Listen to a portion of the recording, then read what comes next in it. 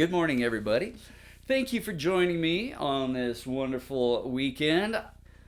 One of these things is not like the other. One of these things is not the same. Do you remember that little ditty? I think it was from Sesame Street way back in the day.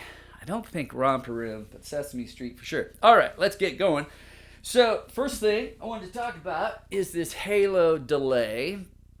Andy Timmons, which is a pretty cool thing. It's pretty complicated, but it's really no better than the flashback, which is a really fine delay as well.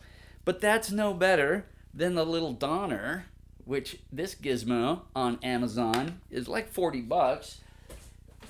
But it's really no better than the Joyo analog delay, which is also $30. And this is really nice. None of them are any better than this Behringer Echo machine.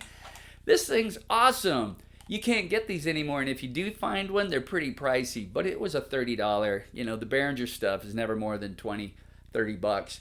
But this thing has some really great quality delays. I love it, and I've had it for years, and it's lasted. All right, this analog delay is an MXR carbon copy ripoff, but it's not as dark. This is brighter than the carbon copy, which is nice because, in fact, that's why Carbon Copy 2 came out, because the first carbon copy was really dark. But this has a great decay, and it's so easy. You just, 3 knobs, you set it, forget it. This one sounds great, and you have tape, echo, mod, etc. Just as good, every bit as good as the flashback. Except this one has a sweep. And the sweep is really interesting because it has the delay, but the decay, the tail on the delay, has a phaser attribute to it, which almost negates the need for a phaser. It's that good. So really cool and really cheap. Really the only advantage, and then the flashback, is a great delay. But these are all really good. Quiet, bypass foot switch. So why spend so much on this? Well, if you're a decay aficionado or a repeat delay aficionado, I guess, and it's got that semitone dotted eighth or whatever that comes off of it. The flashback has something similar, but this is fairly complicated. You do have 6 presets you can move between. I'm not sure it's any better, though, than this in the loop. I mean, the sound that comes back, I sometimes think I prefer just the Joyo analog.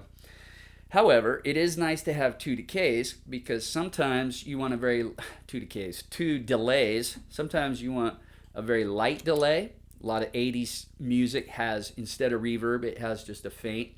Dream Theater has a lot of faint decay in their rhythm section. And then you can push right over to the other side, and you have the same delay, but at an increased volume. That is really, for me, the best use I have for this, because I'm not a delay freak. I don't go crazy for delay. But there's no reason you couldn't put 2 of these on your pedal board and have the same option. One set for lower volume, the other set for a completely different delay, which you can't do really with that, and then have it at a different volume. So, just put 2 of these on a board, and you save yourself a bit of money. All right, so one of these things is not like the other, but all good stuff. Now, the next thing I wanted to update you on is the Tessy switch. I put in my Goldline Telecaster right here. My first switch was really hard to push because it wasn't an arcade button. The guy at Tessy saw my video and reached out and said, we have a version of that's smaller. It's called the EVH style button, EVH style kill switch, which is great because you don't have to cut out that almost full 1-inch diameter hole for a very light pressing kill switch. And this one works great. So if you're in the same predicament as I was with one that's really hard to push, there's hope for you. There's salvation out there. You can get a smaller diameter one, but it's the EVH style kill switch, and it doesn't have to be an arcade button that's, as big as the top of your big toe. So very cool, and there's less popping with this switch. No popping. So it works killer. Thank you, Tessy, for reaching out, making that happen. Appreciate it. One of these things is not like the other. One of these things is not the same. Let's talk tubes. All right, this is your typical 12-volt vacuum tube, 12A, X7, XT, or Y, or U, XTY, U, ecstasy, XTY, ecstasy, easy to remember, in descending amounts of gain. And then it's not about you, it's all about me. For that last part, the U, that's about 40% or even sometimes 30% of the original gain value. Really cool to be able to play with tubes because they can drastically, well, or dramatically at least, change the gain structure of your amp and take something that's overly fizzy, perhaps, and give it much more of a crunch tone in some of your higher gain amps. So it's a good thing to know about. But what's really exciting is that there's a tube out there, this guy right here, the ECC 823, in which the first half is a Y value, or about half gain. The second half of the tube is full gain. Why would we want to do that? Well, because in some amplifiers, like Marshall amplifiers, the first part of gain stage 1, or slot 1, goes on to create the tone in the ultra gain section. All right, the front half of the first triode of the tube is used for right on through to the high gain channel. The other half of the triode goes to the clean channel, or classic gain side. So if you put a 12AU or a 12AY in there, you've effectively cut the gain to both your dirty channel and your clean channel, which is not good, because you want that classic gain side to retain as much gain as possible so that when you dime everything, you end up with a good crunch tone or a hard-driven blues tone. So you'd like that channel full gain. You'd like the gain there to stay, but you would like to cut the gain to the high gain side to cut some of that fizz out, that upper end sizzle. That's when this comes into play, all right? So you say, well, what if I have a Fender style amp in which the second half of the triode feeds the gain stage? Did I just get confused? Anyway, they make another one which is ECC 832 instead of 823. So the last two numbers are reversed. And in that one, it will reduce the gain in the back half of the tube. Now, I'm kind of getting confused. I'm not sure what I said before.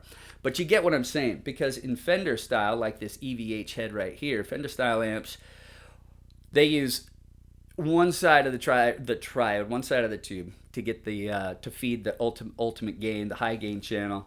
And in Marshall amps, British style amps, they use the other side of slot 1 to facilitate the high gain channel. All right, so does that make sense to you? It should. I'd have to review. Right now I'm kind of nervous trying to get through this quickly so I don't ramble on too much, but I think you get the idea. All right, so that's it for today. Those things that seem like they're like one thing but are not. All right, now stay tuned for some more gnarly tones out of this EL34 5153. It is a pretty awesome amp. Very much liking it. I think I'll sell the Stealth. I'll have to give it a couple more weeks with both, but I like the openness of the 5153 EL34. Yes, the blue channel is a bit muddy without a pedal, but who doesn't drive their amps with a pedal?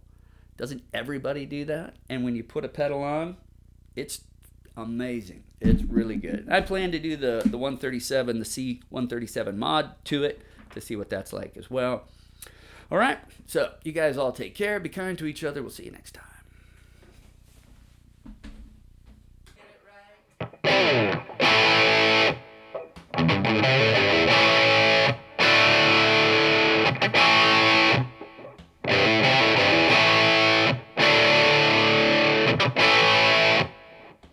right.